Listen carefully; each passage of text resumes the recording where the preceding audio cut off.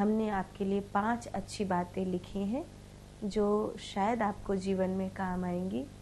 ऐसे घर में खुशियाँ लाने के लिए बहुत सारी बातें होती हैं, लेकिन मुझे जो जो याद आया मैंने लिखा कि ये 5 चीज़ें मुझे ऐसा लगता है जो घर की खुशियों के लिए सबसे ज़्यादा ज़रूरी है। 1, हमेशा अपनी कमी सुनने के लिए तैयार रहिए। दूसरा, अगर मन में कोई बात हो ना तो उसे बोल दीजिए। जिसको हम अपना मानते हैं उसे अगर हम बता देंगे तो शायद अपनापन और गहरा हो जाएगा। नहीं बताने से रिश्तों के जो धागे हैं वो टूटते चले जाते हैं। आजकल लोग चुप रहना पसंद करते हैं, बताते नहीं हैं। तो खुशियाँ जीवन में बनाए रखने के लिए, अपनापन बनाए रखने के लिए ये ज़रूरी है कि जो आपके मन में बात हो उसे बोल दो, उसे बता दो। पहला मैंने बताया कि हमेशा अपनी गलती सुनने के लिए तैयार रहो, अपनी भूल सुनने के लिए हमेशा तैयार रहो। जो अपनी गलतियाँ सुनने के लिए तैयार रहते हैं वो आगे वो वाली गलतियाँ दोबारा नहीं करते। तो ज़िंदगी सिखाएगी ठोकर लगा लगा कर, और पता नहीं कब समझ में आएगा कब नहीं आएगा।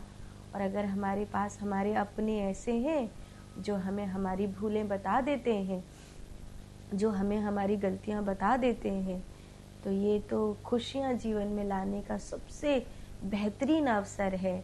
इसलिए हमेशा अपनी गलतियों को सुनने के लिए सज्ज रहिए। दूसरा मैंने कहा कि कोई बात हो मन में तो बोल दो। मन में मत रखो, चुप नहीं रखो, उसे टालो नहीं, क्योंकि आज आपने अपने मन के भाव को टाला है। देखते देखते ये रिश्ते की दूरियां बन जाएगा, ये परिवार की दूरियां बन जाएगा, है ना। तो ये हमेशा ध्यान रखो।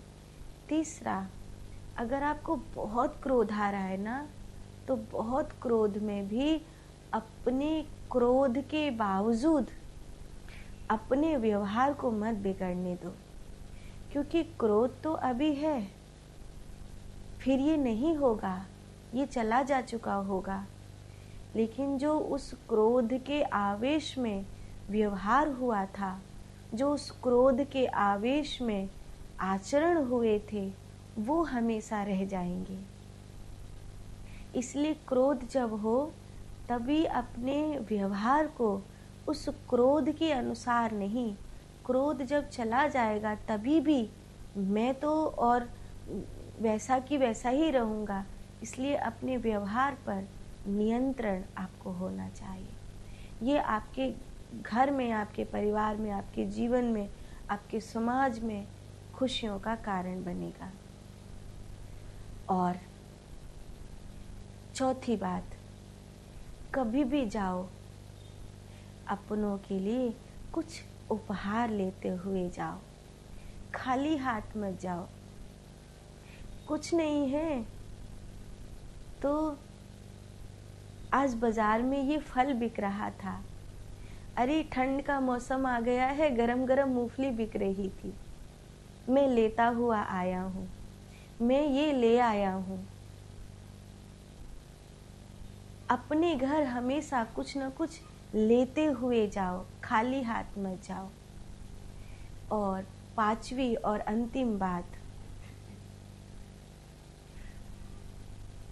कोशिश करो अपनों की ओर से सोचो, अपनी ओर से नहीं। जब आप उनकी ओर से सोचेंगे तब आपको ये समझ में आएगा कि इतने भी गलत नहीं है, वो इतने भी गलत नहीं है, तो आप क्षमा कर सकेंगे। मैंने अक्सर देखा है, ऐसे तो मैं रसोई में कभी काम करने का अवसर नहीं आता है, पर फिर भी कभी एक आध दिन रसोई बनानी पड़ती है, तो मेरे हाथ से कभी भी चीज़ कम नहीं बनती है। तो लगभग अगर मुझे 2 या 3 व्यक्ति का बनाना है, तो उसमें कम से कम 8 या 9 व्यक्ति का तो बन ही जाता है। तो माँ हर बार लड़ती हैं, इतना ज़्यादा क्यों बनाते हो?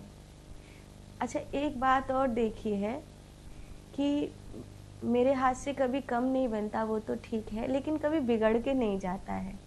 कहीं न कहीं से कोई न कोई उसको पाने वाले उपस्थित होते हैं।